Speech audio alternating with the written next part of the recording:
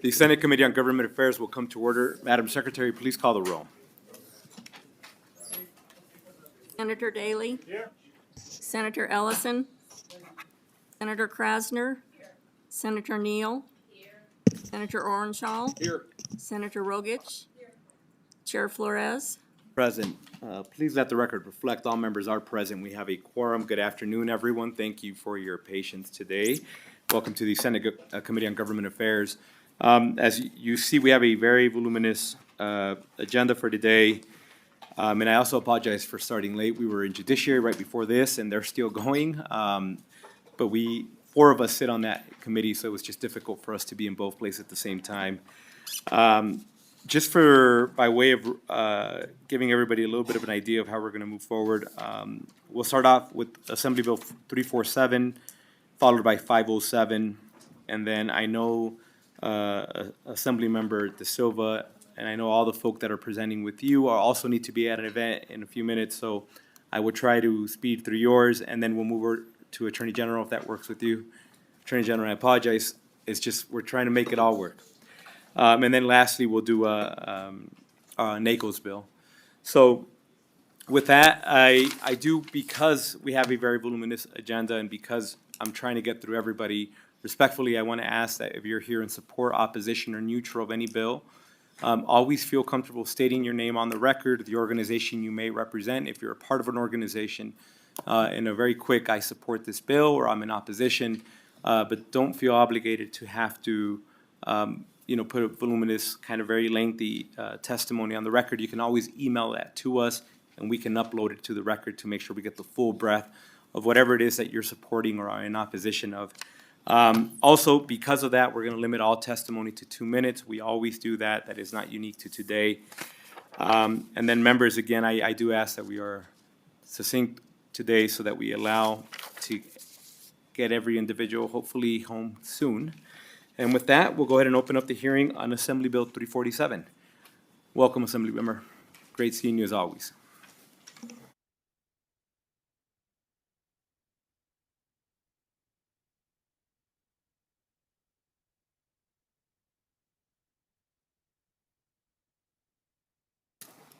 Good afternoon, Chair Flores and Committee. I am Assembly Member Danielle Monroe Moreno. I represent Assembly District 1, and I chair the Assembly Ways and Means Committee.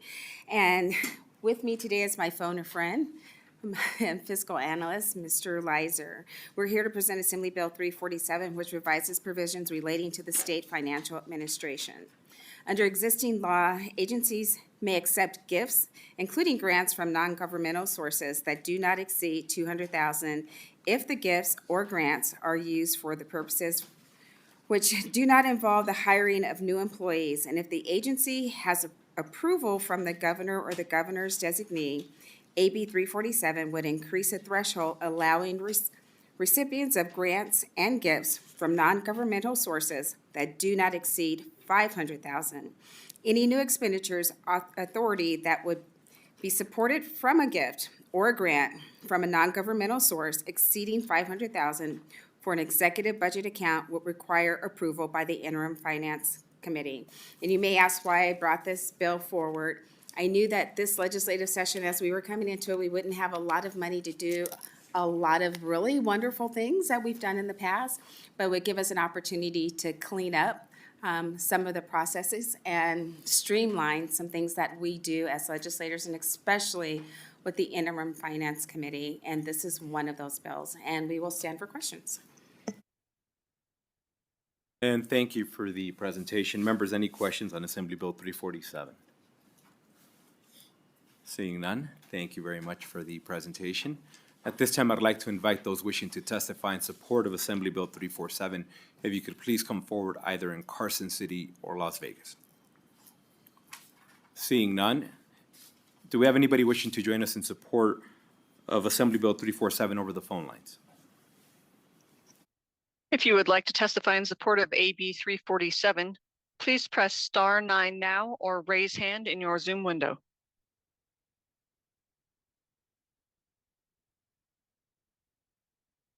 Chair, you have no callers in support at this time. Thank you. At this time, I'd like to invite those wishing to testify in opposition to Assembly Bill 347, either in Carson City or Las Vegas.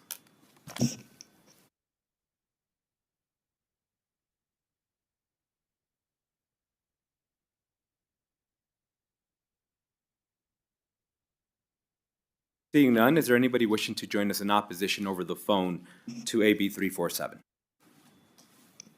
If you would like to testify in opposition of AB 347, please press star 9 now or raise hand in your Zoom window.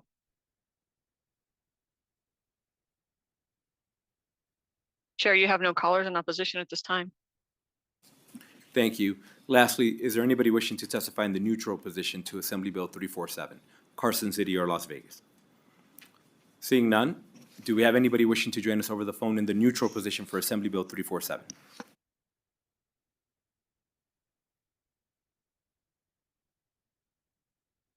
If you would like to testify neutral on AB 347, please press star 9 now or raise hand in your Zoom window. Chair, you have no callers neutral at this time. Understood. Any closing remarks? Seeing none, we'll go ahead and close out the hearing on Assembly Bill 347. And next, we'll open up the hearing on Assembly Bill 507. Assembly member, welcome back.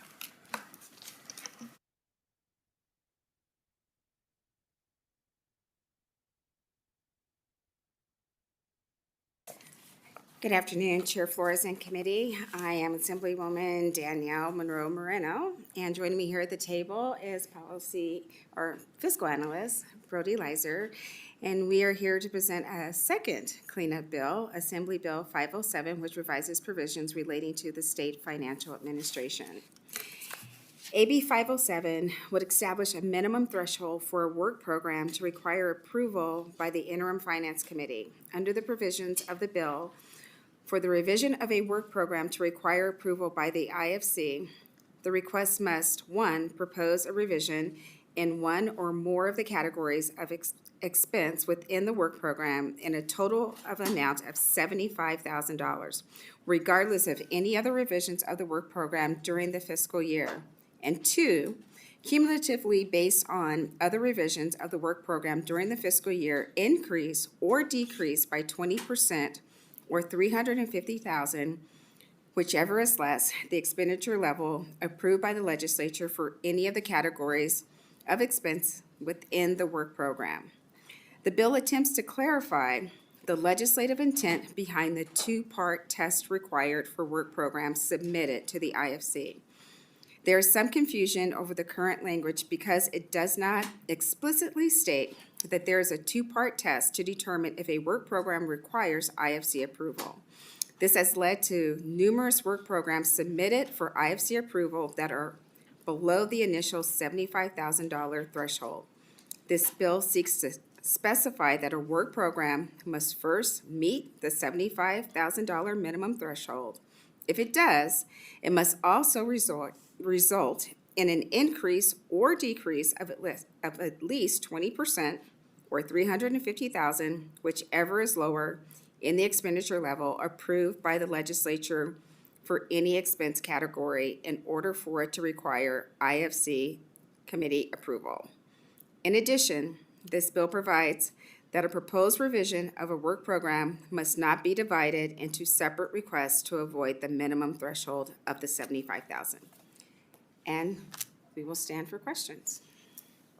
Thank you. Senator Neal, please. Thank you, Chair. So I just have one question. So you guys struck out allotment and exchanged it for the category of the expense, but the words mean two different things. Allotment is the amount of something versus the class, which is a category. So when you're saying it's the cumulative effect, why did you choose categories versus the word allotment, or a word that is similar to allotment?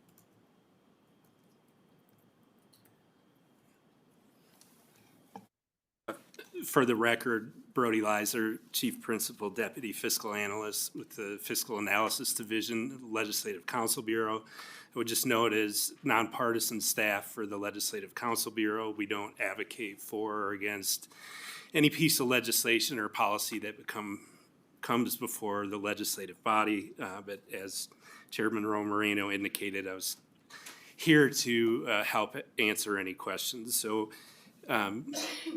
Chair Flores, through you to Senator Neal, I think that the use of the term category is just to provide clarification. As you're aware, the money committees in approving the budget approve expenditure authority within the budget at the category level.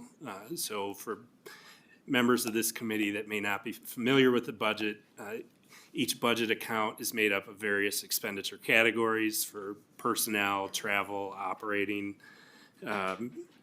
information services, those types of things. So I believe that when the bill was drafted, that the use of the term category was just to specify that the work program revisions that come before IFC, whether or not they meet the threshold, it is at the category level within that budget account.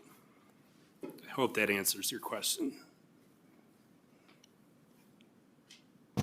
It did, kind of, but I'm gonna leave it alone.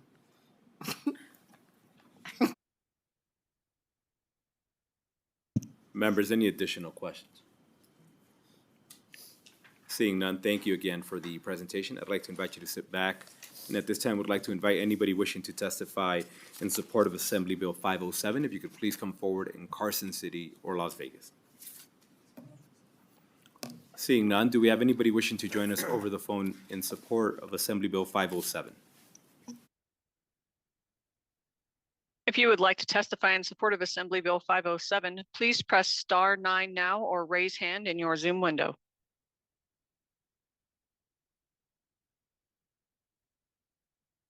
Chair, you have no callers in support at this time. Thank you. At this time, I'd like to invite anybody wishing to testify in opposition to Assembly Bill 507, either in Carson City or Las Vegas. Seeing no one coming forward, do we have anybody wishing to join us over the phone in opposition to Assembly Bill 507? If you would like to testify in opposition of Assembly Bill 507, please press *9 now or raise hand in your Zoom window. Chair, you have no callers in opposition at this time. And lastly, we'll invite anybody wishing to testify in the neutral position to Assembly Bill 507, Carson City or Las Vegas. Seeing none stepping forward, do we have anybody wishing to join us over the phone, neutral position to Assembly Bill 507? If you would like to testify neutral to Assembly Bill 507, please press *9 now or raise hand in your Zoom window. Chair, you have no callers neutral at this time. Thank you. And any closing remarks? Thank you for that. I think that was probably the fastest two bills we've ever heard in this committee. We salute you. Thank you for all your hard work. Thank you. And with that, we would like to invite Mr. De Silva for Assembly Bill 282. We'll close out the hearing on Assembly Bill 507 and open up the hearing on Assembly Bill 82. Welcome to both of our Assembly members.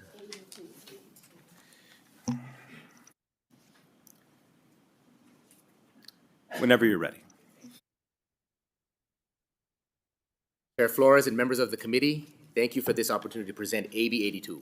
For the record, I am Assemblymember Ruben De Silva, and I also want to thank our co-sponsor, Assemblymember Nadim, for presenting alongside me this afternoon.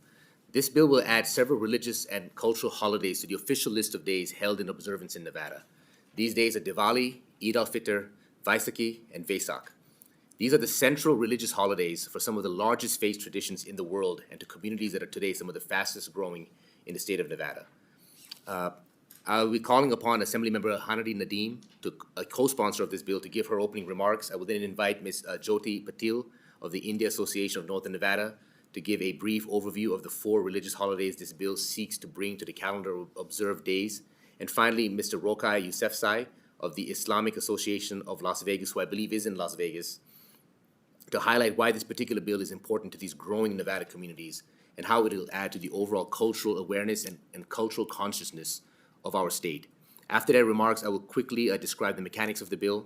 And with that said, I would like to invite Assemblymember Nadim for her opening remarks. Thank you so much. Good morning, Chair Flores and Vice Chair Orenshell. For the record, my name is Assemblymember Hanadi Nadim. I am the first Muslim American to serve in the Nevada State Legislature. I am very happy to co-sponsor AB 82. The bill is testament to Nevada's commitment to inclusion and diversity and opens a door to greater interfaith dialogue and respect. Like Assemblymember De Silva, I am a member and vice chair of the AAN HPI caucus. Now I want to walk you through as to why this bill is so important. As celebrating Eid, Diwali, and Vaisakhi Day holds significant importance in various cultures and religions. Eid marks the end of Ramadan, a month of fasting and prayer in Islam. Zakatul Fitr, a form charity given before the Eid prayer, promotes generosity and supports those in need. Diwali is a celebration of light over darkness. It symbolizes hope and renewal. Vaisakhi Day is often associated with harvest festivals celebrating the beauty of earth, emphasizing the importance of agriculture. Eid, Diwali, and Vaisakhi is a time for families to reunite, exchange gifts, and share meals. Celebrating these days will foster better understanding of different cultures while promoting values of generosity, unity, and hope across different societies and cultures. It reminds us of the importance of togetherness, spiritual reflection, and joy of sharing life's blessing with less fortunate. Chair and dear Assembly members, as Nevada grows and becomes more diverse, it is important for our state calendar of recognized days of observance to reflect the makeup of today's Nevada. Thank you so much. And next, Ruben De Silva for the record. And next we have Ms. Jyoti Patil with her remarks. Thank you, Assemblyman. Good afternoon, Chair, distinguished senators, and esteemed committee members. For the record, my name is Jyoti Patil, and I serve as President of India Association of Northern Nevada. I'm very happy to co-sponsor AB 82. I rise to share a few words about Diwali, the Festival of Lights, a cherished celebration observed by over 1 billion people around the globe, including thousands here in Nevada. Diwali symbolizes the triumph of light over darkness, knowledge over ignorance, and good over evil. It has evolved into a cultural celebration embraced by people of various backgrounds. It is honored at the White House officially and recognized as a holiday in 4 US states. The UN has recognized Diwali as a holiday since 2014. Next, I would like to talk about Eid al-Fitr, meaning festival of breaking the fast, is one of the most significant holidays in Islam, making the end of Ramadan a month of fasting, prayer, and reflection, celebrated by approximately 1.6 billion Muslims worldwide. It begins with a special congregational prayer, followed by festive meals, gift-giving, and acts of charity, ensuring that all, including the less fortunate, can partake in the celebrations. The UN has recognized Eid al-Fitr as a holiday since 1998. Next, I would like to talk about Vaisakhi. It's not just a harvest festival, it's also known as Sikh New Year, celebrating the founding of the Khalsa, a spiritual community of initiated Sikhs. It is a time of renewal marked by prayer service and vibrant community gatherings. Last year, the Reno Sikh Temple hosted Northern Nevada's first ever Nagar Kirtan, a colorful procession with sacred hymn and free meals through Langar Seva. The event drew thousands, fostering cultural exchange, unity, and local economic activity. Celebrations like these reflect the true spirit of Vaisakhi, that is service, spirituality, and togetherness. And lastly, Vaisak. It's the most sacred day for millions of Buddhists worldwide, marking the birth, enlightenment, and passing of Gautam Buddha. Vaisak is a profound occasion of spiritual reflection celebrated through acts of kindness, meditation, and service, embodying Buddha's teaching of peace, compassion, and moral discipline. Recognized internationally by United Nations since 1999, Vaisak transcends religious boundaries as a universal call for nonviolence, mindfulness, and respect for all. Passing AB 82 would not only celebrate these important observances, but also affirm the shared spirit that unites us all in place we proudly call home. I respectfully urge you to support this. Thank you so much. Ruben De Silva for the record. And lastly, we'll have Mr. Rokai Yousefzai of the Islamic Association of Las Vegas to give his closing comments for this presentation. Good afternoon, members of the Senate. My name is Rokai Yousefzai, Rokai Yusufzai. First of all, thank you so much for your hard work and dedication, members of the Senate. I know that it's been a challenging past few months. I do appreciate you, and the community appreciates you. I want to share something with you in your own reference of your own personal choice of faith that you follow. What do you do on the day of a celebration? How do you celebrate with your family? How do you celebrate with your community? Going back in a little bit of a history by our former governor, Kenny Gwynn, which he wrote the proclamation today that was presented to the Muslim community at large in Nevada, which is called Muslim Family Value Day in Nevada. And here's the reason why he said what he said. This is a quote. In a proclamation statement, the governor said, American of Muslim faith and Nevada continued to enhance the health and vitality of the educational, cultural, economics, and civic development of our community and willingly shared their rich traditions and culture with us. This is a quote from our former governor. Now, we're coming back to the reason why do we need a celebration of a day of our religion, predominantly Eid al-Fitr for the Muslim community. Eid al-Fitr is celebrated, as was mentioned a little bit earlier, a day of joy in gratitude, making the end of the holy month of Ramadan. It is needed and it's important for several reasons. One, spiritual fulfillment. It celebrates the success completion of the month of the fasting prayer and reflection as commanded by the Almighty God, as we say Allah in Arabic, same word as God. It is a reward for the devotion shown during the month of the Ramadan. Second, gratitude to the Almighty God, which is again Allah in Arabic. It is the day to thank Allah for the strength and patience given the Ramadan and for the countless blessings that have been bestowed upon us. Three, community and unity.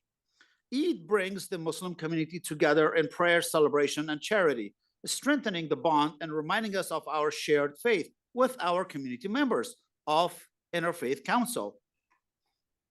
Charity and compassion. Before Eid prayers, Muslims gave Zakat al-Fitr to help those in need in the community, ensuring that anyone can join in the celebration, reinforcing the value of empathy and generosity. Fifth, joy and family. It is time for families and friends to gather, wear new clothes, enjoy special meals, and celebrate with happiness and love. So I ask you humbly, please pass Assembly Bill number 82, which unites our interfaith community at large. This is not just a celebration for us as a Muslim. This is a celebration for the Hindus, the Sikhs, the Buddhists, and as well as bringing the communities together at large. So think about your own holiday and how you celebrate that holiday and how does that affect the younger children and the future generations, the legacy that you want to leave behind. So I ask you again, please pass this bill. We need it for our community at large. Thank you so much. And I appreciate you and your time. Thank you, Mr. Yousefzai. Ruben De Silva for the record. So the bill is a pretty straightforward bill. All this bill will do is it will add these 4 religious holidays, Vesak, Vaisakhi, Diwali, and Eid al-Fitr to the list of observed holidays and days of observance here in Nevada. It would allow for these communities now to be included and to be recognized and to be visible on our official list of celebrations. And in the end, it's about visibility and inclusion. This bill, I think, in the end, is about celebrating one of the strongest aspects of who we are as Nevadans, the Battleborn Strait, which is our diversity and our commitment to inclusivity. And with that said, committee, we will stand for questions. Thank you all for your wonderful presentation. With that, members, any questions? Senator Neal.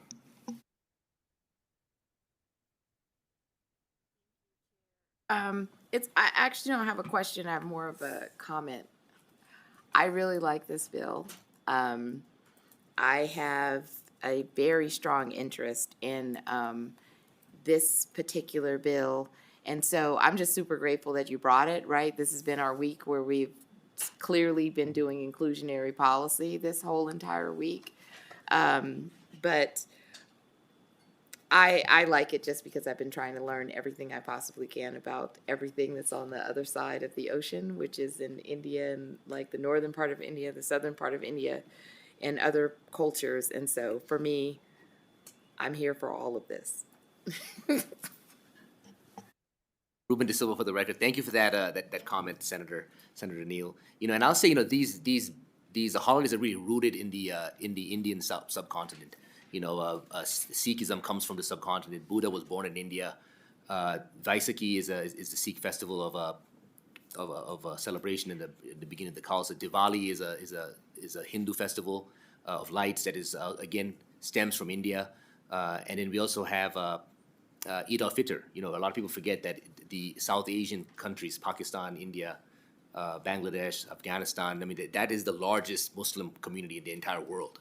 So this is an area that is highlighted by religious diversity. It has been a cause of great turmoil and tumult and lots of wars, even to this day, that are taking place in that region based upon religion. But one of the great things that I think, is all South Asians, and we're all different too. Jyoti is a Hindu, I'm a Christian, and Hanadi is a Muslim, and we have the Sikh community here as well. We have some members of the Buddhist community in Las Vegas. It really highlights that in this country, the fact that we don't have any established religion, that all can celebrate and be included and not marginalized because of who we are according to our faith, is a great strength of this nation. So we're just trying to participate in democracy here today and see if we can get our holidays also included on the list of observances. Thank you again for the presentation. Fun fact about Senator Neal, I believe she's watched every single Bollywood film out there. I'm serious. Quiz her and she will beat anybody, even folk that produce the films, according to her. But more importantly, I just wanted to recognize both Assemblymember Nadeem and De Silva. This is why representation matters. I think everybody in this building is well-intentioned towards our Asian community or our Indian community, but it's not the same, right? Because maybe we haven't been as forward-facing and outreaching, building bridges. We haven't been as effective as we could be. But when we have individuals that are elected directly from a community that's been marginalized, ignored, or always hasn't had the recognition it deserves, and then you get individuals who do, this is what happens. So this is a very powerful moment. I just wanted to recognize you all for that. We don't have any additional questions, but I do want to say thank you again for being here. I'd like to invite you to sit back, and we'll invite those wishing to testify in support of Assembly Bill 82, either in Carson City or Las Vegas, to please come forward. And feel free to occupy all three of the seats. And then we'll just go by whoever gets there first. Please join us. You can start us off. Good afternoon, Chair and Senators. And if you want to just get closer to your mic, I want to make sure that we get the full breadth of your testimony. If you could please state your name for the record, and then please proceed. For the record, my name is Jasminder Singh. I'm the president of Northern Nevada Sikh Society here. And hello, good afternoon, Chair and all the senators. So I support the bill just because in the state of Nevada, we want to see diversity and democracy at its best. Thank you. And thank you for joining us. Whoever wishes to go next. Good afternoon, Chair, Senators, staff. My name is Zach Bucher, City of North Las Vegas. Chair, I have to congratulate you for setting this bill hearing today with the Bollywood Bash. It's going to be a little later. Looking forward to that. But the great City of North Las Vegas is here today in support because we like to highlight everyone that makes up our community, and this bill helps us do that. So that's why we're here today in support. Thank you. Thank you for joining us. Please. Good afternoon, Chair, members of the committee. Sheila Bray with the University of Nevada, Reno. We are in strong support of this bill as well. Thank you. Thank you for joining us. Welcome. Good afternoon. Hi, Chair Flores and all the senators here. For the record, Jaswinder Dami. I'm a local resident, Carson City, for 30 years. with great presentation. I'm here to support AB 82. I want to add something to our friend Jyoti said. She mentioned the first Nagar Kirtan, the Sikh procession, was last year in Reno. Our team is organizing the second Nagar Kirtan. It's on May 18th, it's Sunday. I welcome anybody that's watching me on TV, and all you folks, please join us May 18th, Sunday, and thanks for your time and your service. And thank you for joining us, sir. It's great seeing you again. Please. My name is Nab Bajwa. I'm a Reno resident for the last 35 years, and I support AB 82. Thank you for your time. Thank you. Is there anybody else wishing to testify in support here in Carson City? And I will ask those of you who came up to testify in support, if you wouldn't mind, before you leave today, checking in with our committee secretary, just to make sure that we got your full contact information. Seeing no one else in Carson City, we'll go to Las Vegas. Good afternoon to you in Las Vegas. Good afternoon, all.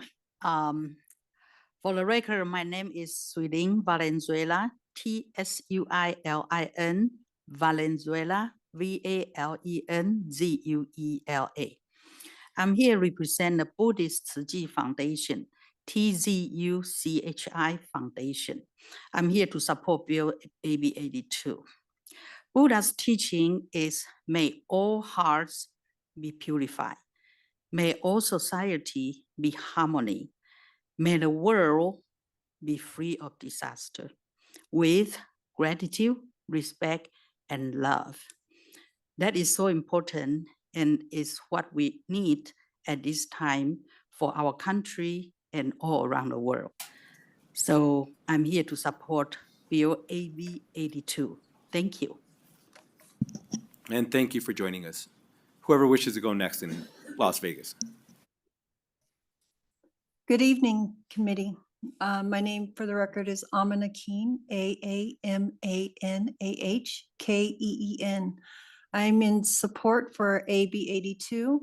We talk about bringing overseas other cultures and customs. We are the great melting pot of the world.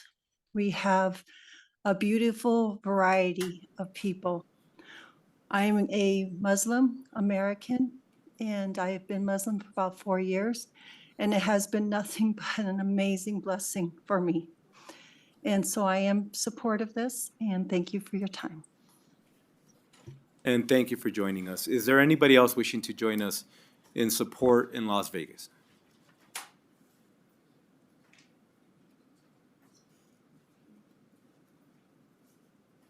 It doesn't appear that we have anybody else wishing to join us. We'll go to the phone lines. Anybody wishing to testify in support of Assembly Bill 82 over the phone? If you would like to testify in support of AB 82, please press *9 now or raise hand in your Zoom window.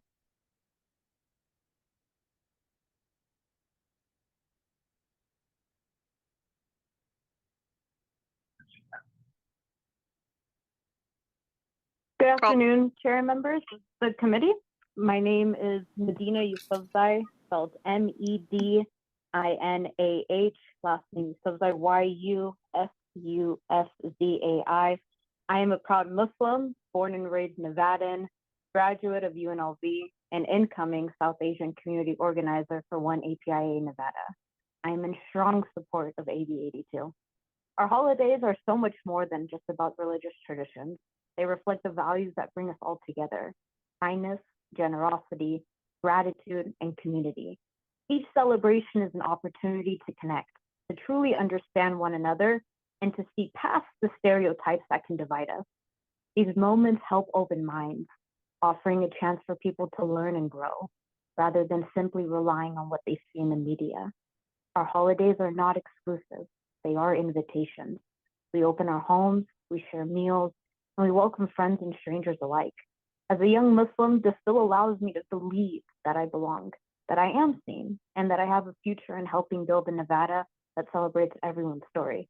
Thank you so much for your consideration.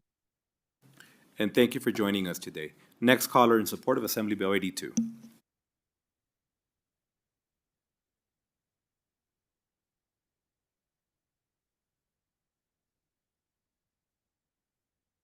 Caller with the last three digits of 033, please press *6 to unmute.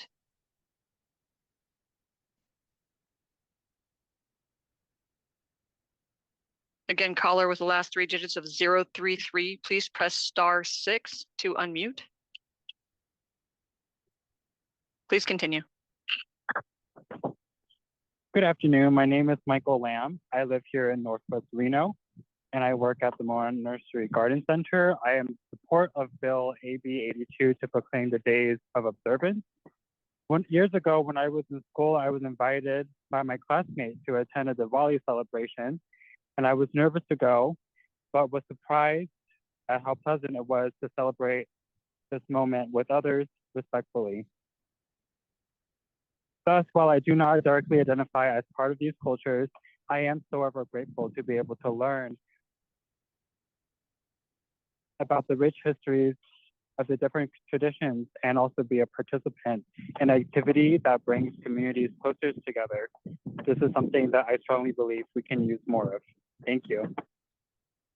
And thank you for joining us. Next caller in support, please. Hi, my name is Sudeep Chandra. I'm a foundation professor here at the University of Nevada, Reno. My family has celebrated Diwali for 51 years. I've carried on this tradition here in Reno, Nevada for the last 21 years, where I bring members of my community, friends, family together to try to celebrate and be more inclusive here in our society and celebrate the good things that are happening in our lives. I'm in support of this bill. I'm really grateful to the committee and to our legislators for bringing this bill forward. I think it can do a lot of healing and helping in these very interesting times we have in the United States. And so I really hope you will pass this bill. Thank you very much. And thank you for joining us. Next caller in support of Assembly Bill 82.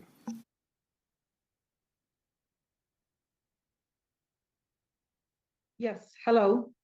My name is Dr. Madeline Kelly, and I support AB 82, the bill that promotes inclusion and religious freedom. Thank you.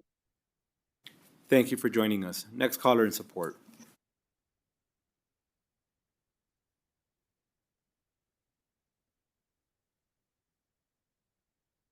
Good afternoon. For the record, my name is Farah Atchison, Farrahachison. I would like the committee to support this bill as this shows that we are an inclusive state. And I would like to thank my friend Ruben De Silva for bringing this bill forward. Thank you. Thank you for joining us. Next caller in support.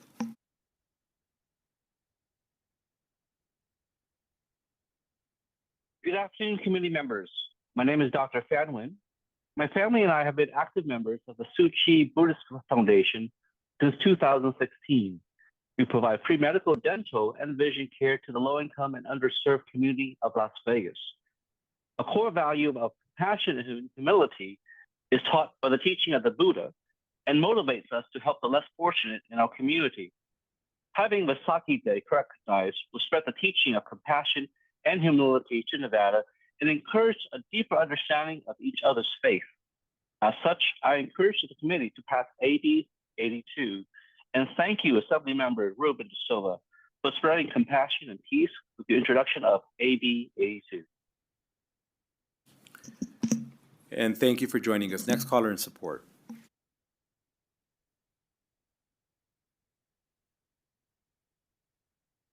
Caller with the last three digits of 728, please press *6 to unmute.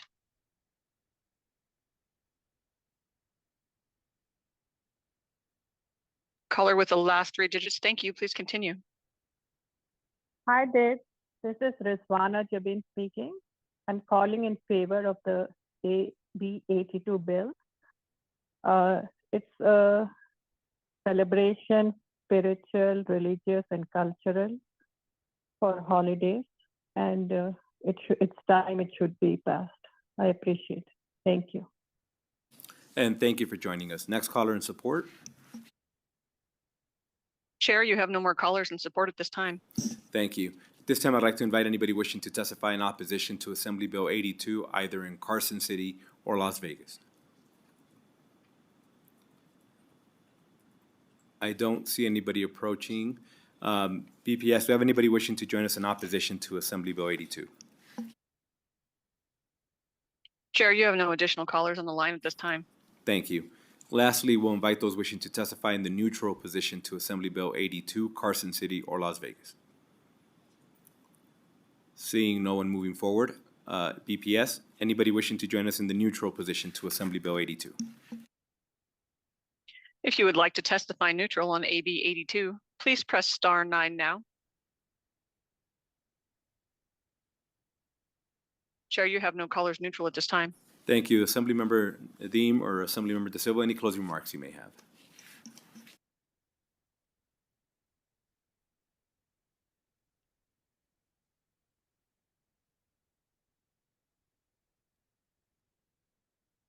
Hanadi Nadeem for the record. Chair, I just want to say that I'm highly grateful to you and to the committee members, to the senators, all the senators for listening to us and for your belief in inclusivity and diversity. That is why our state, Nevada, is such a beautiful and wonderful place to live in. Thank you so much. Ruben De Silva for the record, and I also want to echo our colleagues' sort of sentiment here. Thank you again for hearing this bill, and I hope that you consider supporting this bill. This bill is about inclusivity, about representation, and about visibility. Thank you so much. And thank you both. And we did see UNR and the city of North Las Vegas come up and support. It would be amazing. One day they have a cultural celebration that we can all partake in there. Just gonna put that little seed out there. Because I do appreciate you all coming out. And lastly, I will say that I know today at 5:30 across the street at the Piazza, we will be having the great Hollywood Bash that we do every year. We look forward to that. I know Senator Neal and I have been practicing our dance moves that hopefully you all can teach us a little bit more. We've been practicing, but hopefully you can help us sharpen up the skill set. Senator Neal, please. Okay, it's now turned into comedy hour. No, but he's right. No, but I'm so trying not to turn into like this special crazy person because I'm such a fan, and like I'm just gonna put this on. It's so unorthodox, but I literally have been watching films in Canada, Tamil, Telugu, Hindi, Urdu. Like that is my range right now for like 2.5 years, and that is my happy place. So just putting that out there. That means we're going to be at the Bollywood Bash, and we're looking forward to y'all. Thank you again, and I really do appreciate seeing y'all. This is your building. Know that this is your space, so I do appreciate all of you being here. Thank you. With that, we'll go ahead and close out the hearing on Assembly Bill 82. And next, we'll get our Attorney General. It's great to see you for a second time. I had the privilege of seeing him in Judiciary. Now we have Government Affairs. Mr. Attorney General, do you have a preference on the order you want to take these in? No? All right, sounds good. We'll just start off. We'll close out the hearing on Assembly Bill 82, and next we'll open up the hearing on Assembly Bill 15.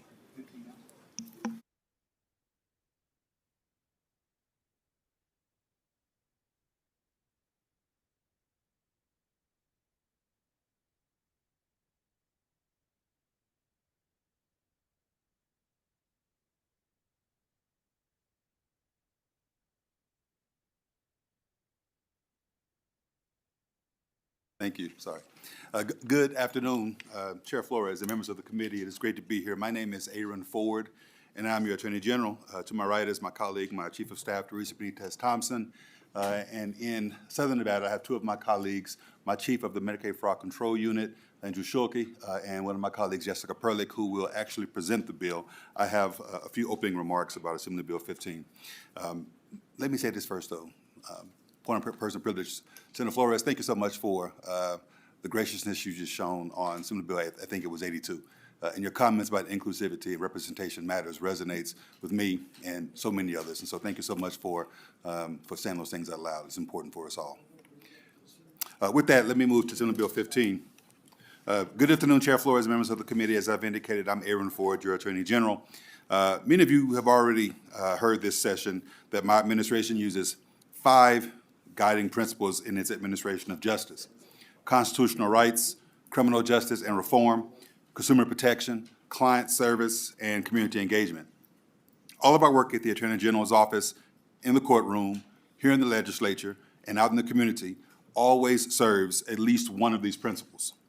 My office's work in combating Medicaid fraud through my hardworking Medicaid Fraud Control Unit, or MFCU, is one of the areas in which I have the most pride. This work is vital for the protection of vulnerable Nevadans' healthcare, for protection of vulnerable Nevadans' healthcare, and Assembly Bill 15 will grant my MFCU vital tools they need to continue doing this work.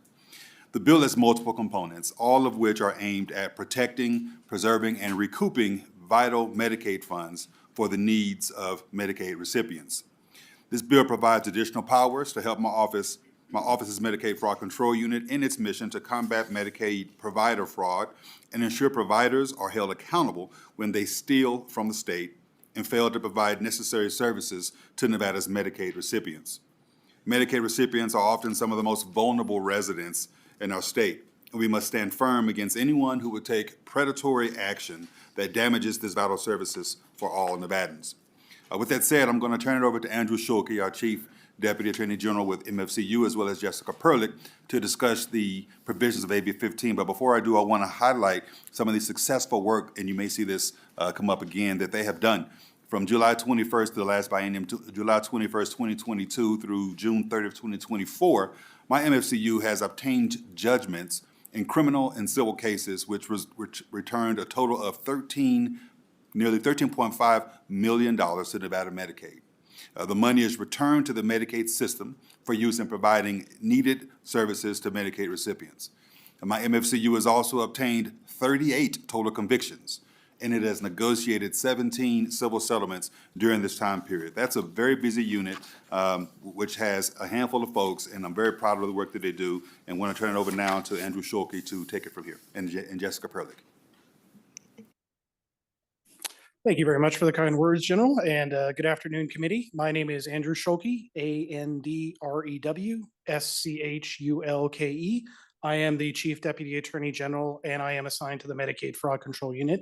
And I guess for introduction purposes with me today. Good afternoon, Mr. Chair and members of the committee. My name is Jessica Perlich. I'm a Senior Deputy Attorney General in the Medicaid Fraud Control Unit, and my name is spelled JESSICAPERLICK.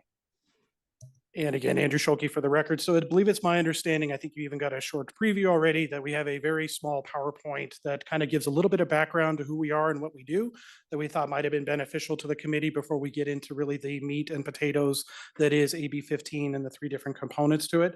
So again, I will try and be very brief. As the general knows, that sometimes is a challenge for me, but I will try very hard because I know we're already running late. So yes, I am Andrew Schulke, not Jessica Perlich, so I will do the presentation of the PowerPoint. But next slide, please. So basically, again, long story short, we are housed obviously in the Attorney General's office. We have multiple different professionals that work within our unit, but it is important to note that obviously we have investigators, attorneys, and analysts, essentially the core staff that is really needed to bring these kind of prosecutions to court, or obviously a team, the settlements that we need, as well as the support staff that really make everything go around. The real important thing that we really want to highlight here is the Medicaid Fraud Control Unit, or as MFCU, we are not Medicaid. And what we mean by that is that we are not part of Nevada Medicaid. In fact, for instance, if we could go to the next slide, one of the reasons why we are not is we do have a duty to police the Medicaid system. So what that entails is there is sometimes fraud that happens within Medicaid, sometimes by actors that are employed by Medicaid. So because of that, obviously we do have to have a relationship where we have to have the opportunity to investigate Medicaid or staff if there is fraud happening within the system.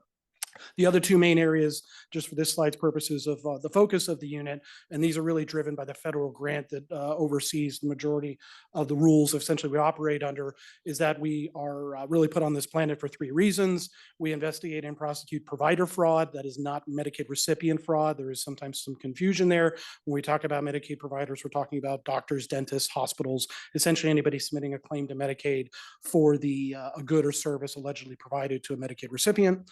And then the second big component of what our unit does is we do investigate complaints of elder abuse, neglect, and also vulnerable adult abuse, neglect, usually in medical facilities, but that is another important role of the MSU.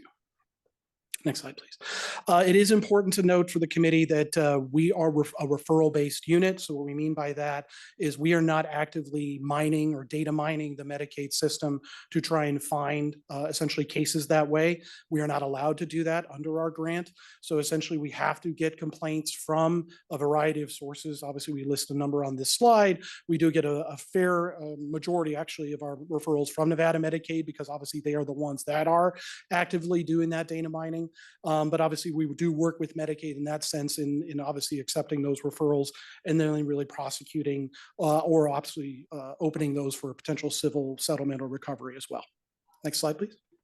Okay, so we do have, again, we are kind of unique in the sense that we are a one-stop shop in the sense that we can do both criminal and civil cases in our unit. So because of that, that's why this bill really has a civil and a criminal component. Two of the civil ones is Jessica Perlock will be talking about here just momentarily.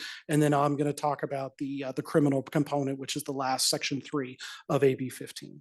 But I think with that, and I think our PowerPoint, I got the music is being played off. We can end that and we can turn it over to Jessica Perlock, who will really start the discussion of AB 15. Thank you. Thank you, Andrew. Jessica Perlock for the record. So the first part of AB 15 seeks to expand our existing subpoena power that is located at NRS 228411.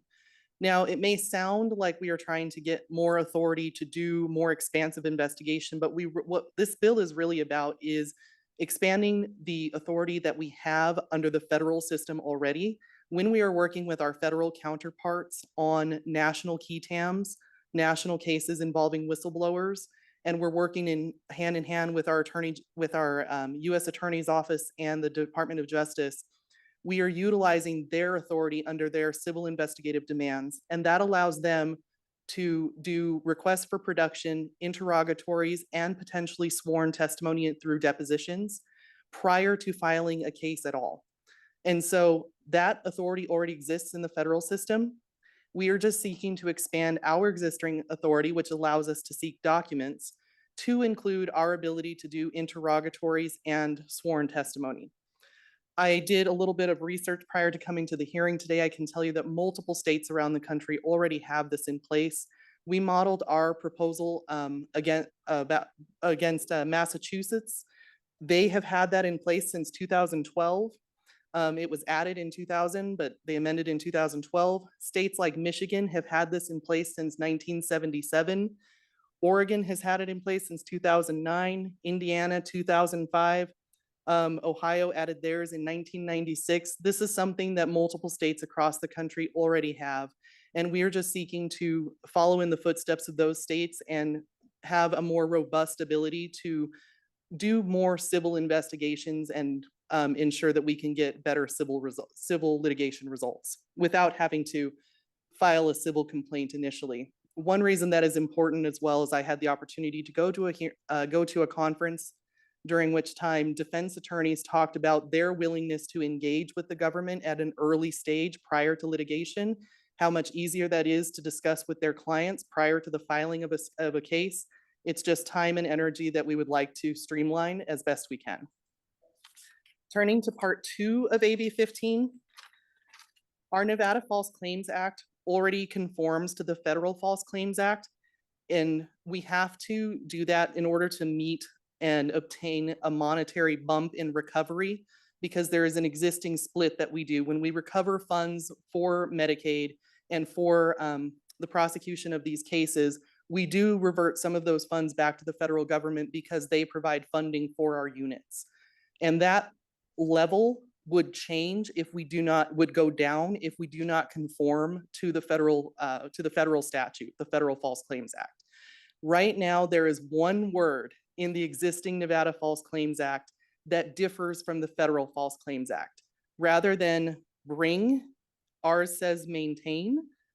And there was a Nevada Supreme Court case in the last couple of years that has already interpreted that differently than what the Federal False Claims Act does to maintain our compliance with the Federal False Claims Act and our obligation to Centers for Medicaid and CMS, and to ensure that we have funds coming back to Nevada at the highest rate it can.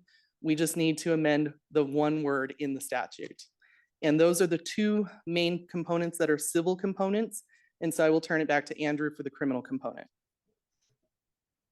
Thank you, Jessica. Andrew Scholke for the record again. So yes, Section 3 of our bill, we are looking to add an additional misdemeanor component to what is already existing, and that is our intentional failure to maintain adequate records offense, which is one of our criminal offenses. Kind of like what AG Ford really said in his opening remarks. Our office operates under the 5 C's, and one of those C's is criminal justice reform. And this type of change is really going towards that. It is adding a lower level misdemeanor offense. Currently, right now, NRS 422570, the intentional records offense only has a gross misdemeanor and felony level. So this would give another lower level criminal offense option for our prosecutors to negotiate those style cases. Plus, it also brings 422570, the records offense statute, more in line with our what we call our bread and butter Medicaid fraud statute, which is 422540. That is, the majority of our cases are really charged and brought under that in the criminal context because it lays out the various forms of Medicaid fraud that can be committed in our state. So essentially, the misdemeanor component to the records offense would also allow that to mirror the various criminal offense levels that are already existing in NRS 422540. And with that, we can turn us over for questions. Thank you very much for your time and this opportunity. And thank you all for your presentation. It's great seeing you again. As I mentioned, members, any questions? Senator Daley, please. Thank you, Mr. Chair. And I have a couple of questions, maybe on the court case that you mentioned, the Supreme Court case. But I'm wondering why we need to get rid of the QTAM provision there, the maintained versus brought. And I looked at the CFR. I'm sure I didn't go as far down the rabbit hole as my colleague from Senate District 4 might, but I did look it up. And it does say that we don't have to match theirs exactly. We have to be at least as effective. So if we have a process where person can whistleblow, that's what the QTAM was meant to be, and bring something to your attention, I don't think that hurts anything, and I don't think it's out of conformance with what the federal rule is to be at least as effective. Is the words I read. You can tell me if I'm wrong, but I don't know what the Supreme Court case was regarding a federal regulation. I'm assuming it was over state law, not a federal regulation. So I'm just curious, why would we get rid of that? Your gentleman down there said that you don't go out fishing, you're not allowed to, you're not supposed to do this. So this just seems to be a better way. If there's a whistleblower that has some information that brings a complaint, you have to take it over, the way I read the existing language now. So I don't know why we're getting rid of that. Because it's at least as effective. In fact, I think would be more effective. Aaron Ford, for the record, Director, through you. Senator Daley, thank you so much for the question. I'm going to offer a general response, but I think Mr. Scholke could speak more specifically to this issue. I think you've already hit the nail on the head, though. The fact that you've surmised that it is just as effective demonstrates that it's open to interpretation. And if we have to go to court and have to argue whether our phraseology is equivalent to or just as effective as the phraseology at the federal level, then we are wasting precious resources and time. So we may very well lose that argument. But that said, there is a specific case that Mr. Scholke referenced where the Supreme Court has already, the state Supreme Court has already said that the language would be interpreted differently than the federal counterpart has been interpreted. And so let me turn it over to Mr. Scholke to address that issue for you. Thank you. Jessica Perlich for the record.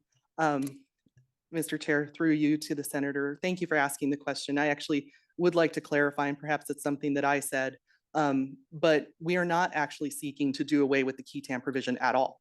In fact, we are seeking to strengthen it. What happened was a case, Orbitz versus the 8th Judicial District Court. It came out in September of 2023. The Nevada Supreme Court looked at one section of NRS 357-0803B, and it says an action may not be maintained by a private plaintiff pursuant to this chapter. What the Nevada Supreme Court said that provision meant was if the state or government chose to bring an action regarding the same allegations against the same defendants, then the whistleblower relator would not be allowed to maintain their existing action, even if it predated the government's lawsuit. The reason that that case did not result in dismissal is not really relevant to this discussion. The different word is that exists in the Federal False Claims Act. That language should be an action may not be brought by a private plaintiff. That would ensure that that a pre-existing lawsuit prior to the state bringing an independent lawsuit, if the key TAM whistleblower beat the state essentially in the timeline, then they could maintain their action and the state or government agency would ensure that they participated in that litigation, rather than being able to initiate subsequent litigation and dismiss the key TAM whistleblower out from under their own lawsuit. And if I could, Andrew Scholke, for the record, just to add to what Jessica is saying, yeah, what we really view this change or proposed change to the False Claims Act is really protecting that whistleblower's rights to still maintain, or excuse me, to bring that case and then obviously be able to participate in a recovery if there is a settlement, and not allow kind of what Jessica is saying for the government to be able to cut out that relator by filing its own matter and then using that differentiation between maintain and bring to try and basically say that relator is not privy to a portion of the settlement. So we're actually trying to protect the relators and obviously in that same sense, further encourage them to bring these style of cases. So, and when can the whistleblower, or would they be able to bring a case at all? Because it says they can't bring one, right? If we change it to that, an action may not be brought by a private plaintiff pursuant to this chapter. So how is that language protecting their rights somehow, like you were saying? Whereas if they started it, it just says you can't maintain. So now if you know it, you can say, hey, look, you can't maintain it, so we have to take it over. So I'm not exactly following yet, but I'm sure you'll explain it to me, or I'll follow up later. Of course, you can summarize all of this with one word and just say lawyers. I know. Thank you, Jessica Perlich, for the record. And yes, lawyers is a very apt, an apt word to describe this. But so the difference and the reason that this would still maintain the whistleblower's protection is because what is being prevented is a whistleblower bringing an action after the government already knows about it and has already initiated its own action. So it doesn't, essentially it's a government disclosure bar. That's what exists in the federal system already. That's what exists in multiple states around the country. It's ensuring that when the government has initiated its own investigation, it can maintain the quality of its own investigation without also having to delve into a subsequent whistleblower investigation involving the same allegations. That's what this section is about of NRS 357.080. And so by saying that they can't bring one after one already exists, that's a standard statement. That it's a first in time rule essentially. Whereas if we say that they can't maintain one that they already brought, then we are saying that the first in time rule doesn't exist for the government. And that's not what the intent was ever about. I did look at the legislative history of NRS 357.080. There is no discussion in the record of why we chose the word maintain as opposed to brought, despite every other part of the statute conforming to the Federal False Claims Act. I can't find a reason for the distinction. There's no discussion of it in the record. So my thought is that there was a similar discussion of, well, maintain versus brought in this regard, but really it is about a first in time. If the government has already initiated a lawsuit based on its own investigation, a whistleblower cannot subsequently bring a case after that.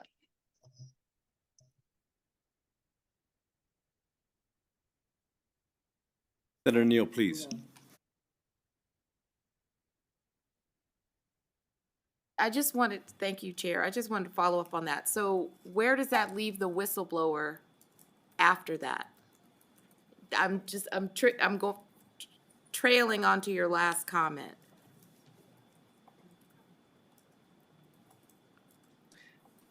Sorry, Jessica Perlick for the record. I'm sorry, Senator Newman. So in your comment, you said that if the AG initiates, then the whistleblower, because you said first in time and that a whistleblower cannot bring an action after that. So then the whistleblower is left in what state of their claim? So they're doing what?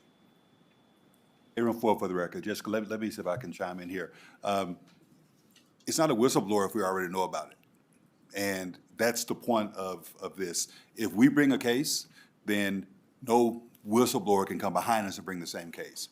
But if the whistleblower has already brought a case, and then we come behind them and bring a case, the way the statute currently reads, they got to dismiss their case. And that is not what the intent was behind the statute. They should be, if they bring the case first, they should be able to continue their case, even if we bring one subsequently. But what they can't do is come behind us and bring a case, because then they're not a whistleblower. That's not a key term action. That's my layman's terms explanation, but you know, my folks down there probably speak more technically around this, and they can correct me if I need to be corrected there. No, that makes more sense. I didn't have a question on that particularly until that statement was made, but I have a question on section 3. So the provision for, I mean, because this is an insertion of the 650 and then above the 650. So just kind of walk me through, for the gross misdemeanor for a claim that's 650 or more, who are we capturing? I mean, because when under the Medicaid fraud unit, I mean, there's a succinct group of people who you guys are over and can bring an issue, but talk to me about, like, why did you guys choose the number of I actually was more concerned with the below 650 and who was going to be caught with that. Andrew Schulke for the record, through Chair Flores to the Senator. Thank you very much for the question, Senator. So yes, really the breakdown and the levels are really mirroring some of the other theft type offenses in those type of levels statutorily, 650, 1500, those type of things. But getting to your point, Senator, the 650 below, really the mechanism, and especially adding this misdemeanor component, when our prosecutors go into court and obviously are negotiating these cases, and we're dealing with a lot of high-level felonies to go along with our Medicaid fraud felonies, and then obviously these records offenses, which they're usually more the gross misdemeanor style in our current cases because the felony level requires intentional destruction of those records. So that's a kind of a rare occurrence that we've seen in our cases. But really, the misdemeanor component is adding another negotiating tool for our prosecutors. We're not going to be charging misdemeanor level cases of a provider that has $500 not of records or missing records. That's not the intent of why we want to do this change to NRS 422570. If you do look at our website, ag.nv.gov, we have a very robust press release section where we really talk about our cases and we break them up by provider type, so you can go in and see all those different cases. If you go in there, you'll see we're talking hundreds of thousands of dollars, millions of dollars when we're talking about these Medicaid fraud criminal cases.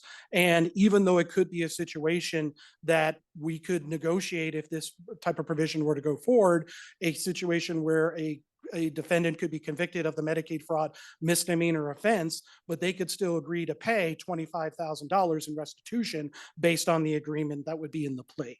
So it's really also adding a mechanism and opportunity for our prosecutors to better be able to negotiate these cases, because there is a stigma, and especially when negotiating them. I was a prosecutor that prosecuted these cases for 16 years before I took over as chief.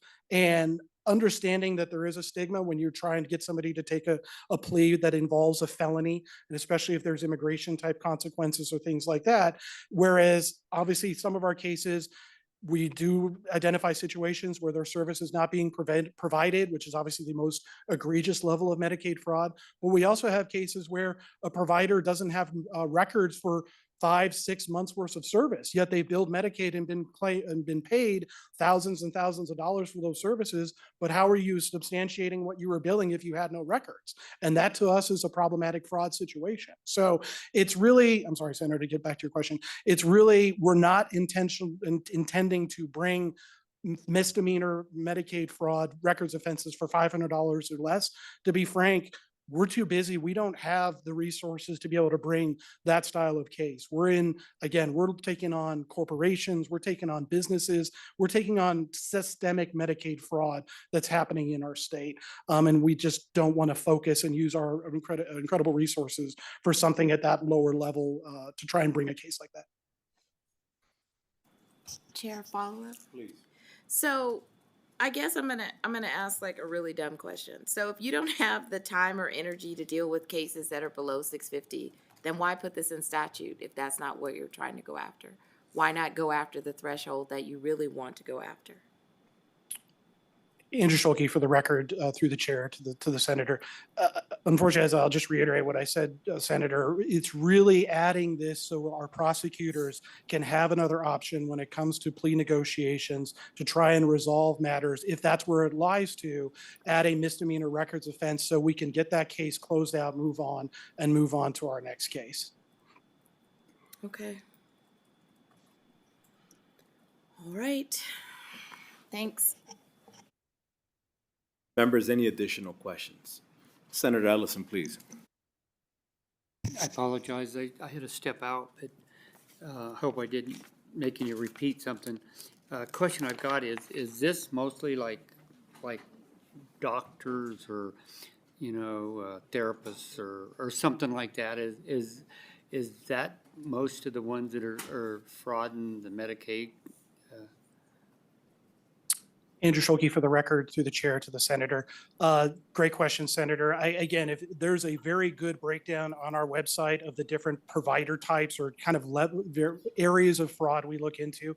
Right now, our biggest area of concern, probably the most referrals we receive, are in the mental behavioral health environment. So we're talking about therapists, therapy, any type of mental health service. We get a lot of referrals on those, but we do have active investigations on physicians, doctors, dentists, home health agencies, durable medical equipment. Essentially, part of our duties under our federal grant is we have to have what they call a case mix. So we cannot be investigating just one provider type. They do not want us doing that, the federal government. So really, we have to have ourselves open to be able to, like if we have an optometrist case come in, though we don't get those very often. So if we do have a referral come in, we will look at that pretty hard to see if there is a way, a path to investigate it to meet that case mix obligation that we have. But really right now, to answer your questions, it's behavioral health, mental health is our biggest, I guess, field that we're investigating, but we do keep ourselves open to make sure we can take on any potential provider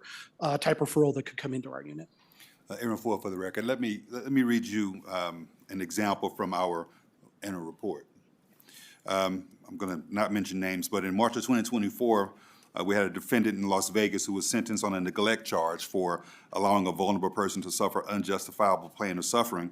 That defendant operated an unlicensed group home in Las Vegas, in North Las Vegas, that caught fire when she was absent, trapping a number of the residents inside. During the fire, one of the vulnerable residents remained trapped in a room with no way to exit. The facility failed to have fire extinguishers, an evacuation plan, a fire sprinkler system, emergency lighting, or exit signage. And so the resident sustained second-degree burns on her entire body, and she ultimately died. So this defendant was convicted under our statutes here, and that's the type of thing that we do in this regard. In this instance, it was a group home that we went after. I appreciate that. That does a lot of clarifications. Members, any additional questions? I know that Senator Neal did have one quick follow-up. All right, sounds good.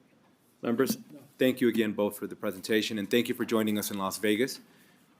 I'll invite you to sit back, and at this time, I'd like to invite those wishing to testify in support. If you could please come forward. I don't see anybody in Carson City or Las Vegas for support of Assembly Bill 15. BPS, anybody wishing to testify in support over the phone? Chair, your public line is open and working, but you have no callers at this time.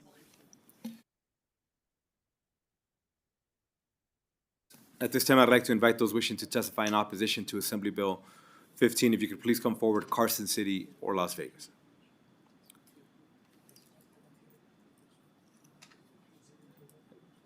And I don't see anybody joining us for opposition in either place. BPS, do you have anybody wishing to join us over the phone in opposition over the phone? Chair, your public line is open and working. You have no callers at this time. Okay, and lastly, we'll go to those wishing to testify in the neutral position to Assembly Bill 15.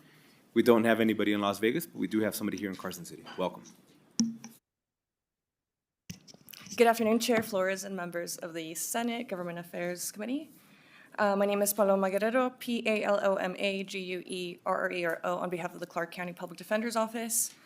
I want to first thank the Office of Attorney General Ford, and specifically his Chief of Staff, Ms. Teresa Benitez Thompson, and the Special Assistant AG, Michael Morton, for hearing out our concerns about this bill and accepting our proposed amendment that we submitted. Everyone should hopefully have a copy.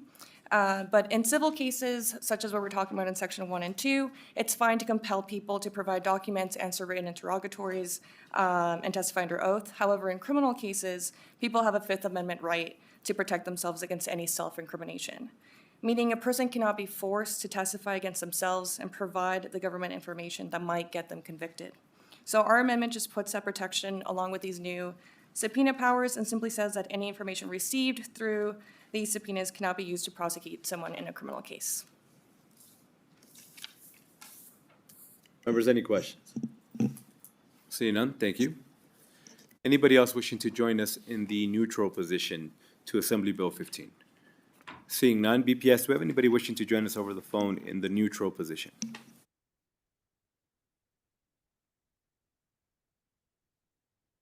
Chair, your public line is open and working. You have no callers at this time. Thank you. Attorney General Ford or Ms. Benitez Thompson, please.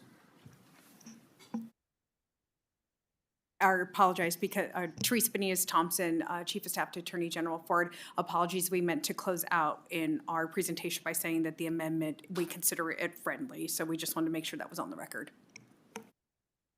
And thank you. And with that, any other closing remarks? With that, we'll go ahead and close out the hearing on Assembly Bill 15. Thank you again all for your presentation. And next, we'll open up the hearing on Assembly Bill 45. And welcome back.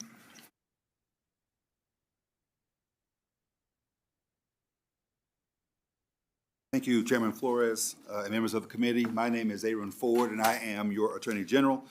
I'm here today to present Assembly Bill 45 this afternoon. I'm accompanied by my Chief of Staff, Teresa Benitez Thompson, who will actually go through the bill. But I want to provide a little context as to why we're seeking the enactment of AB 45. I'll provide just a real brief history of the Advisory Committee on the Rights of Survivors of Sexual Assault. The Advisory Committee on the Rights of Survivors of Sexual Assault was established by AB 176 in the 2019 session. The Advisory Committee had two main objectives, both of which have been accomplished. First, to create a document explaining the rights of a survivor pursuant to the Sexual Assault Survivors Bill of Rights and other relevant laws. Then make the document available to medical providers, law enforcement officials, and prosecutors. Second, to distribute $150,000 in fiscal years 2019 and 2020 to award grants of money to organizations to train and recruit advocates for sexual assault victims. The Advisory Committee set to work and began their work. However, in July of 2020, the $150,000 was reverted back to the legislature during the 31st special session. That was Assembly Bill 3, Section 61. The Office of the Attorney General identified grant dollars to supplant the funding, and in the end, all dollars were appropriated. The results of the Advisory Committee's work can be found in the September 1st, 2020 report to the Legislative Counsel Bureau entitled AB 176 Training of Trainers document produced by the Nevada Coalition to End Domestic Violence and Sexual Assault, and the document entitled Sexual Violence Advocacy produced by the Rape Crisis Center. Now that the Advisory Committee has completed its two main objectives, ongoing monitoring of that work is better accomplished by consolidating the Advisory Committee into the Committee on Domestic Violence, which is located in NRS 288. The Committee on Domestic Violence met and voted to consolidate ongoing functions from the Advisory Committee into their work, and AB 45 represents that consolidation. The consolidation makes sense because the Committee on Domestic Violence has membership in common with the Advisory Committee on the rights of sexual assault providers. That's not right. And has shared interests such as tracking sexual assault exams. Lastly, this consolidation is recommended by the Legislative Commission's Sunset Subcommittee as well. It is now my honor to invite my Chief of Staff, TBT, Teresa Benitez Thompson, to walk you through the bill. Thank you so much. In the interest of time, I'll make this relatively quick, and then that way we can save and delve into any sections that you want more specifically. So section 1, you're going to see that we cross out specifically the name of our victim notification system. In statute, it's listed as the Victim Information Notification Everyday System, which is fine. That is indeed, actually, it's a copyrighted name by the company Aprius, who held for a long period of time the contract with our office in order to provide the victim notification service. Going through the purchasing process, we have a new vendor in place and there's going to be a new name, so it makes it appropriate to make this change to just the victim notification system and not naming a specific vendor product in statute. Section 1, you're also going to see where we have the big change, which is renaming the Committee on Domestic Violence to the Committee on Domestic Violence and Sexual Assault. You're going to see sections 2 and 3 make conforming changes to incorporate that naming in. Section 4 is regarding changes to the board composition as well as the duties. Section 5 is conforming language. Section 9 is you're going to see language regarding sexual assault kits. That's language that we're moving over specifically from the advisory committee to make sure that this is embedded in the Committee on Domestic Violence. All other sections 10 through 18 are conforming language. And so one of the biggest takeaways of this is we believe that we're going to be able to move more, we're going to be better streamlined in terms of the work that we do. The advisory committee hadn't met for quite some period of time because of the fact that so much of the membership was on both of the committees and so much of the topics around sexual assault were happening in the Committee on Domestic Violence. Not only this, but this aligns our structure, our committee structure will align practically with the way that the community works, because within the community, all of the service providers except for one have become dual service providers. So the service providers and the nonprofits are not just domestic violence or sexual assault, they are now domestic violence and sexual assault, and typically human trafficking too. So you see you see this line up better with the service providers and the communities that we work with as well. And we're open for questions. And thank you for walking us through the bill in the presentation. Members, any additional questions? I think you stumped the committee. Thank you. With that, we'll go ahead and invite those wishing to testify in support of Assembly Bill 45, either in Carson City or Las Vegas, to please come forward. Seeing none, is there anybody wishing to testify in support over the phone? BPS, please. Chair, your public line is open and working. You have no callers at this time. Thank you. Anybody wishing to testify in opposition to Assembly Bill 45, either in Carson City or Las Vegas? Seeing none, BPS, do we have anybody in opposition to Assembly Bill 45 over the phone? Chair, you have no callers at this time. And lastly, is there anybody wishing to testify in the neutral position to Assembly Bill 45? Seeing none in Carson City or Las Vegas, BPS, anybody wishing to join us over the phone in the neutral position? Chair, your public line is open and working. You have no callers at this time. Thank you. Any closing remarks? None. It's great seeing you both again, and thank you. We'll go ahead and close out the hearing on Assembly Bill, what number was this? 45. And lastly, on our bill presentation, we will open the hearing on Assembly Bill 14. Good afternoon, welcome.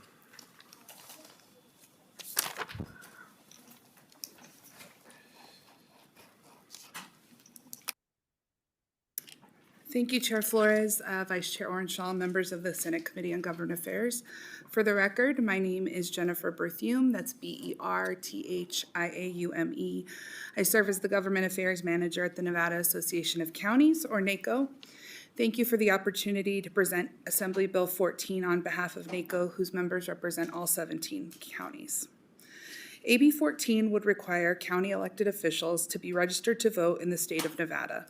The list of county officials includes commissioners, clerks, recorders, sheriffs, treasurers, assessors, district attorneys, public administrators, and constables. Current law requires each of these offices, except DAs, to be qualified electors in their respective counties. In the case of district attorneys, they must be residents of the state and duly licensed and admitted to practice law in all courts of the state. Registering to vote is the first step in participating in elections, whether it's for local, state, or national offices, as well as important ballot measures. Through conversations with our members, they felt that aside from voting being a fundamental democratic right and civic responsibility, there was also a need for consistency. I'm happy to walk through the bill. However, the only change is the added requirement for county elected officials to be registered voters, in addition to being qualified electors. With that, I would like to provide a couple of examples where inconsistency currently occurs. First, in Carson City, all of the boards, committees, and commissions, such as Parks and Rec, Historic Resources Commission, Debt Management Commission, Audit Committee, Planning Commission, require that members of these bodies appointed by the Board of Supervisors be registered voters.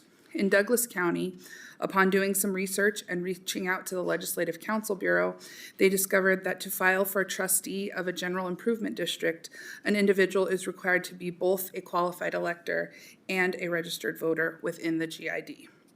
Additionally, on a national level, we found that over 30 states require county elected officials to be registered voters. This completes my presentation of AB 14, and at the pleasure of the chair, happy to take any questions the committee may have. And thank you for the presentation. Members, any questions? Senator Ellison, please. Thank you, and I think this is an important bill. But I do have a question. You said there was one place that a district attorney wasn't required to be I might have misunderstood you. Through you, Chair Flores, to. And please do go direct. Thank you, Senator. Jennifer Berthium, for the record. Currently, it's stated that district attorneys must be residents of the state and duly licensed and admitted to practice law in all courts of the state. So this bill would also require them to be registered voters. No other exemptions out there, right? Okay, thank you. Members, any additional questions on Assembly Bill 14? Seeing none, thank you for the presentation. And I think Mr. Chauncey is here in support of Assembly Bill 14? No, sir? Oh, misunderstood. Anybody wishing to testify in support of Assembly Bill 14, if you could please come forward either in Carson City or Las Vegas. Seeing none, BPS, do we have anybody wishing to join us over the phone in support of Assembly Bill 14? Chair, your public line is open and working, but you have no callers at this time. Thank you. Is there anybody wishing to testify in opposition, either in Carson City or Las Vegas, for Assembly Bill 14? Seeing none coming forward. BPS, anybody wishing to join us over the phone for opposition, Assembly Bill 14? Chair, you have no callers at this time. Thank you. And lastly, anybody wishing to join us in the neutral position for Assembly Bill 14, Carson City or Las Vegas? Surely Mr. Chauncey is here for that testimony. Pardon me, Chair. Yes, we will do it during closing remarks. Seeing nobody in Carson City or Las Vegas, BPS, do we have anybody wishing to join us for neutral position on Assembly Bill 14? Your public line is open and working, but you have no callers at this time. Thank you. And any closing remarks, please? And we do have one question for you. Senator Rogich, please. Thank you, Chair. And my apologies for the delay in the question. Will this also cover the Board of Trustees that run for an office position? Oh, let me just rephrase that. Will it cover Board of Trustees who are elected into that position? Thank you for this question, Senator Rogich. Jennifer Berthium, for the record. Can I get some clarification? You mean Board of Trustees for the school district? Is that? It does not cover those individuals. No. Can we? Or is that something that can be considered? I'd be happy to talk to our members and consider that. Members, any additional comments? Excuse me, questions, comments, and/or suggestions? Seeing none, thank you again for the presentation. Thank you, committee. Have a nice evening. You too. With that, we'll go ahead and close out the hearing on Assembly Bill 14. And next, we'll invite those wishing to join us for public comment. Chauncey, 1,000%, you're here for that. No, okay. And seeing no one coming forward either in Carson City or Las Vegas, BPS, anybody wishing to join us over the phone for public comment? Chair, your public line is open and working, but you have no callers at this time.